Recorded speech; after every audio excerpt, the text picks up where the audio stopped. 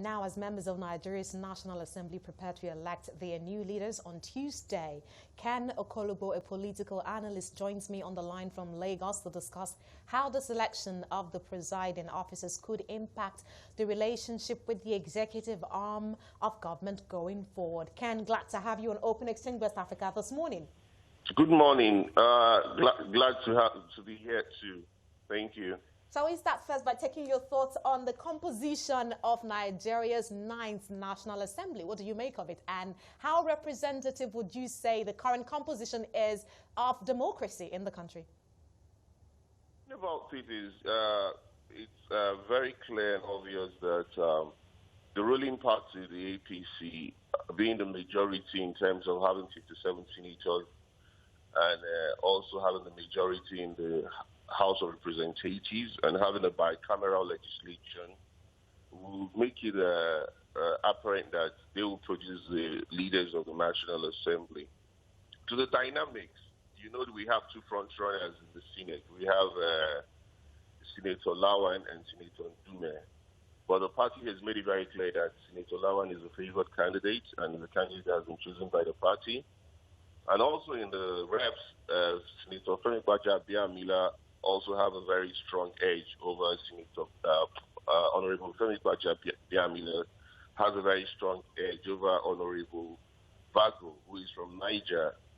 The thinking is Senator Lawan will have a straight win because he's already also gotten the support of some of the opposition senators, being members of the PDP.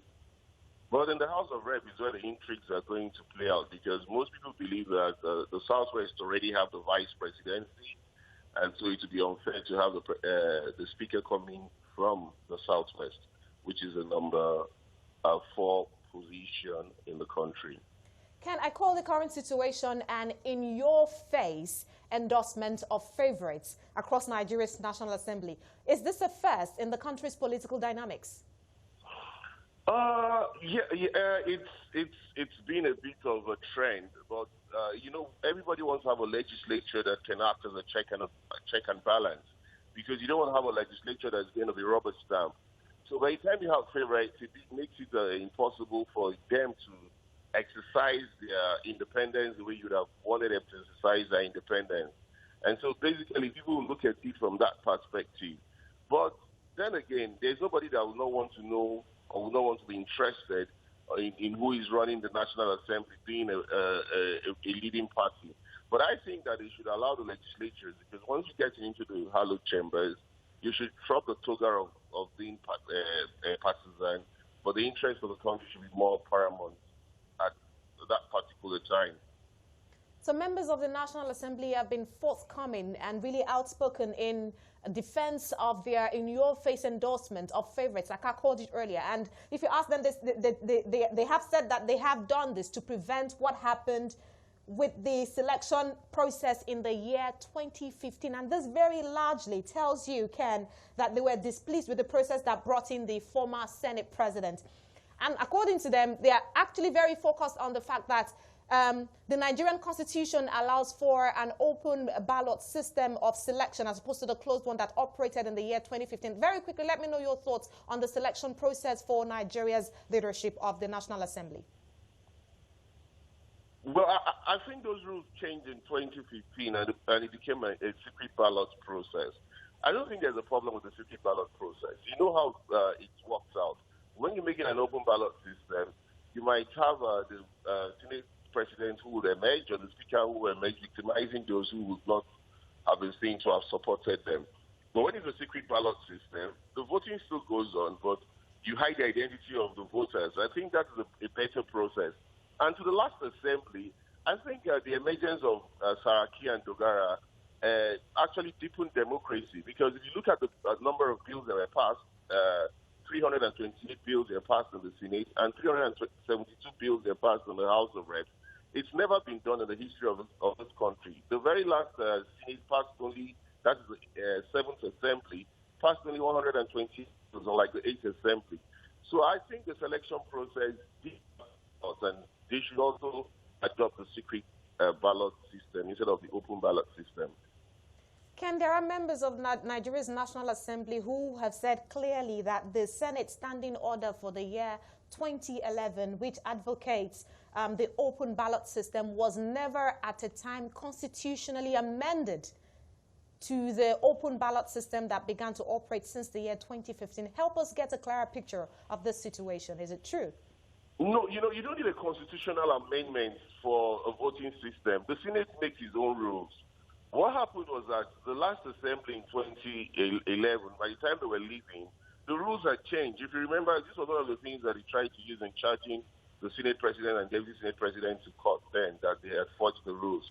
The rules are not made by the Senate President or the Deputy Senate President or the Speaker or the Deputy Speaker. They're made by the management team of the Assembly and passed by the National Assembly.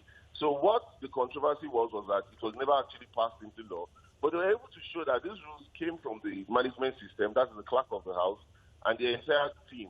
And they adopted that in 2015. And I think that we should allow that to rest now that that has been enshrined in the rules of the legislature. They make their rules, they set their rules, they have adopted that they're going to go by secret balloting, and we should respect that voting process. If actually their favored candidates of Lawan as the Senate President and Bajabia as the Speaker is going to emerge, they will still emerge by the support base they would have garnered.